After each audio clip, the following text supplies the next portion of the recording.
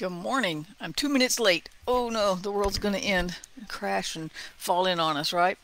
Uh, anyway, I hope you're having a great morning so far. I've had an interesting morning so far. Got a big day planned. Hope you have a big day planned too. Anyway, when I got up this morning, I had my coffee and I had my Bible in here, and I actually don't read my Bible in my bed anymore. Ta-da! I come in here and get my coffee and sit in my living room with all my windows, and I enjoy it. So, and as I was sitting there, I just began to think about how faithful God is.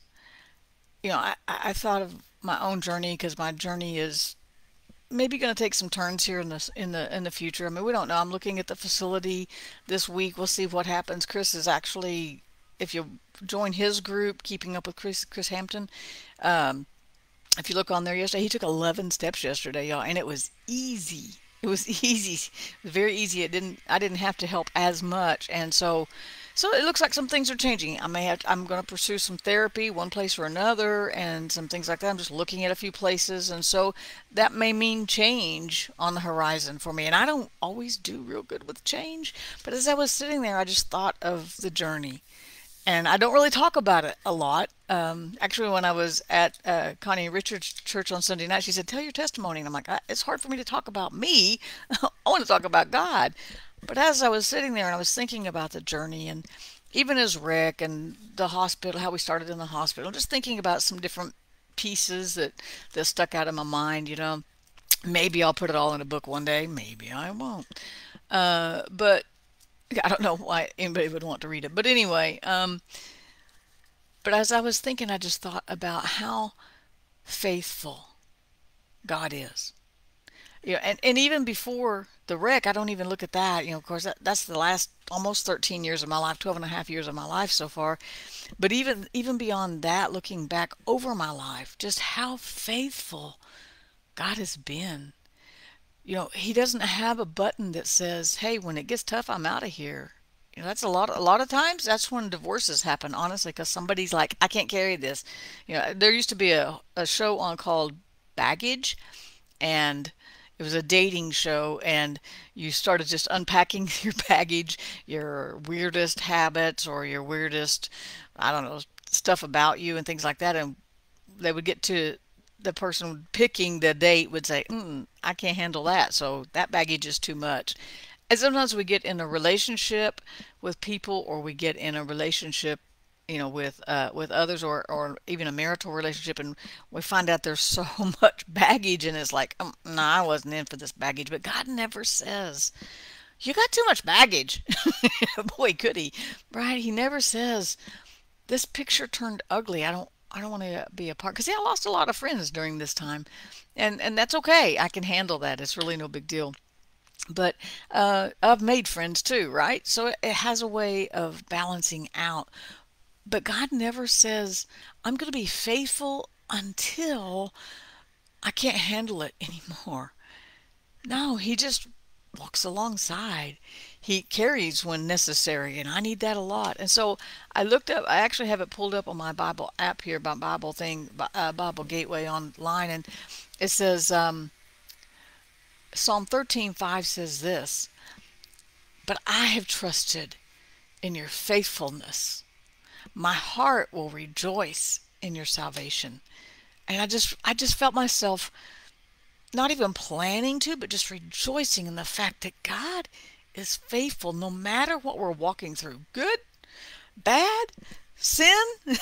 Sin doesn't make Him. When we sin, it doesn't make Him unfaithful. It makes us unfaithful. But it doesn't make, He will not say, "I'm washing my hands of this whole deal. Y'all, that's just it." you know? No, He's still faithful.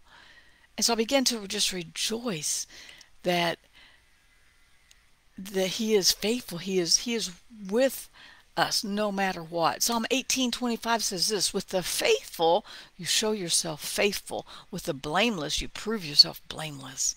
So He's faithful. And when we, I said, I was yesterday, I shared, when we seek, we find. Well, when we are looking for faithfulness and we're looking to be faithful, we'll find that, because we'll find what we want in our own lives too, right? Um, let's see, it says, "The king trusts in the Lord," Psalm 21:7, and through the faithfulness of the Most High, he will not be shaken. It's his faithfulness that carries us. It's his steadfastness that undergirds us with his strength. It's not we don't live and work and operate in our own strength, because it's going to run out. Trust me, mine ran out last night and I just crashed. Right? We trust in his strength, his faithfulness. Even Psalm 23 says, goodness and faithfulness will follow me all the days of my life, and my dwelling will be in the house of the Lord forever. Remember me, Psalm 25:7 says, remember me according to your faithfulness. All the paths of the Lord. Psalm 25:10, all the paths of the Lord are faithfulness and truth. All the paths of the Lord are faithfulness and truth. So today I was just rejoicing that God is faithful.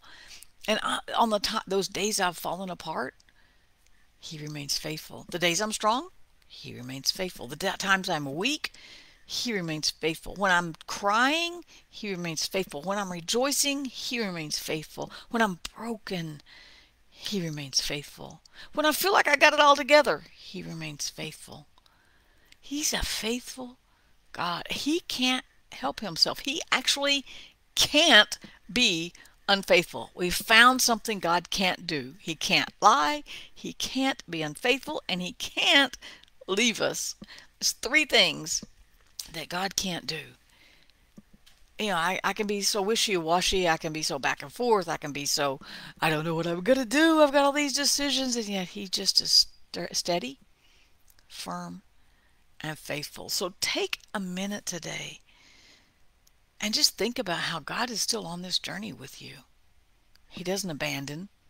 He doesn't bail, right? As crazy as we get, as crazy as life gets, he just remains steadfast and faithful. His heart is always toward us, even in those cray-cray moments. We get crazy sometimes and blow up or whatever's going on, He is just steady and faithful, and that undergirds us for the journey. Isn't he an amazing God?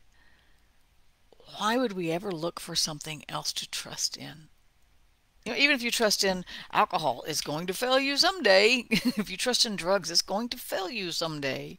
But God will not fail us. He remains faithful. According to Timothy, he remains faithful even when we're faithless.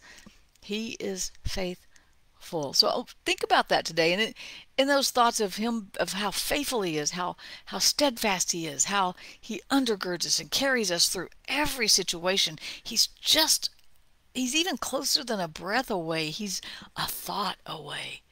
When we go, God, I don't know what to do. God, what do I do with this? God, I need provision. God, I need your peace. He's already tuned in. He's already heard us before we even got that prayer, the whole prayer out. He already knew where we were and met us there. Isn't that an amazing God? Oh my gosh, why would we look for any other God? Trust his faithfulness today. Let that faithfulness bring that peace. Get you to the point where you can let that peace reign in your heart, because he is truly faithful, full of faith, steadfast with us, consistent and steady. Gosh, I love him. Don't you love him too? Let that peace reign in your heart today. Trust in his faithfulness. And know that he's going to carry you today, no matter what you face, good or bad. He's right there, continuing to be faithful in your life. Peace out. May grace and peace be multiplied to you today as you continue to trust in the faithfulness of our God.